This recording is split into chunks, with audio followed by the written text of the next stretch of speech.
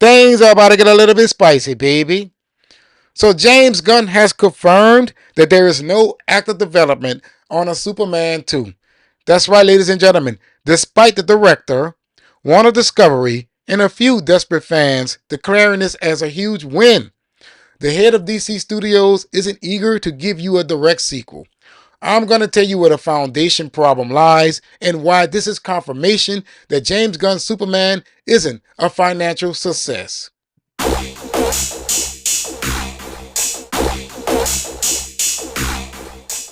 This article is coming from comicbookmovie.com. If you're familiar with the 4KO, you will know that this is my preferred site to get my news from. So shout out to them for continuing to bring the noise. It is titled, James Gunn teases Superman sequel that's not Superman 2. Weighs in on toxic fans following San Diego Comic-Con threats. Let me address that. From my understanding, it was a hoax. The guy was playing around in his car, made a video talking about confronting James Gunn, running up on him, and many people took it too damn seriously. Goes to show you you can't even joke in 2025. I guess unless you're James Gunn. Let's go. Yesterday, DC Studios co-CEO James Gunn seemingly confirmed that he was developing a Superman sequel. The movie has become the Man of Steel's first solo outing to pass $300 million at the U.S. box office and recently surpassed $500 million worldwide. Hip hip hooray. $500 million worldwide for a Superman film. This movie is heading to about 625, 630, maybe 640. And people are celebrating that, knowing that the studio spent well over $300 million on this damn movie.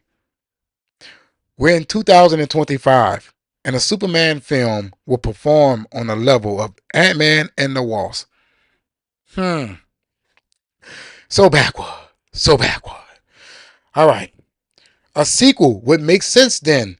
But just as fans were starting to get excited, the filmmaker clarified that he was referring to the next movie he's writing that will see Superman play a big role in the story, but it isn't Superman 2. Quote, this is the same movie, unquote, he told a fan on Threads. Quote, Superman has a major role. It's not Superman 2, unquote. He later added, quote, it's a ways off, unquote, and somewhat muddied the waters by sharing his definition of a direct sequel. Quote, I'm not sure how you define direct sequel. I pretty much think of Peacemaker Season 2 as a direct sequel, unquote.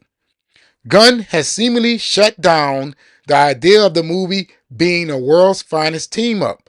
With Batman and with Supergirl set to swoop into theaters next summer, it's hard to say what the Kryptonians' next DCU project will be. Superman vs. the Authority has been mentioned online, suggesting Gunn could make a Guardians of the Galaxy style ensemble with the Man of Tomorrow front and center. You just did that. You just gave us an ensemble movie. Come on. What's next? Supergirl? Now let me tell you where the foundation problem lies. James Gunn's direction is too damn random. And I feel that many people don't understand that the horse isn't leading the carriage. The carriage is leading the horse. And let me tell you what I mean by that. Whatever sticks, they're going with it. What he said, if he didn't like the script, it's getting canceled. Look at the Authority. The Authority isn't happening at this very moment. I'm not even sure if Swamp Thing is going to happen. Yeah, Clayface should happen with that minimum budget. But James Gunn has no true direction with his DC universe. Everything is just sprouting out of thin air. He can't even give you his next movie because he's not certain that it's going to happen. He can't even say, look, I'm working on a Justice League movie. So on and so forth. What happened to this slate that many people said was fantastic when he announced it? Now, Gods and Monsters is looking like past and present. Straight up. that slate is in the past, and now in the present, we're going to change every goddamn thing up. Nothing is making sense here. His Superman film didn't make sense. His whole approach regarding this DC universe is just all over the goddamn place. It's inconsistent. You get Supergirl next year, then Clayface, just out of nowhere, Clayface. Who asked for that? A Clayface film, another villain origin story without the hero, Batman. Then you have the nerve to say Clayface may very well be an Elseworld story. I don't know what is going on with James Gunn's DC universe. I don't know. This thing is a mystery. You don't know what you're going to be getting. How many licks does it take to get to the center of a Tootsie Roll Pop? The world would never know. Now, let me tell you how I feel that this is confirmation that Superman isn't a financial success. A direct sequel would have been nice, huh? Especially for a film that you feel the audience gravitated towards. See, there's a reason why so many excuses has come about these last few days regarding that of the box office total, regarding that of the international total, and regarding that of the interest in DC in general. Many people have so many excuses. James Gunn, he likes to tell you that Superman isn't as famous overseas as he is domestically. However, if you adjust for inflation, even Superman Returns makes $500 million overseas. And that came out in 2000 and what, 5 or 6, one of those years. Man of Steel is well over $600 million overseas. Or shit, it's right at $600 million overseas. That was an excuse. Then, the anti-American sentiment. We got other films that is produced by American companies, and they are making money. Why they didn't feel that way for Minecraft? Why they did not feel that way for Jurassic World? F1? F1 is making $300 million overseas, baby. Superman may not even make that. Well, probably 260, somewhere along those lines. Huh? And another excuse. DC has to build its audience back up.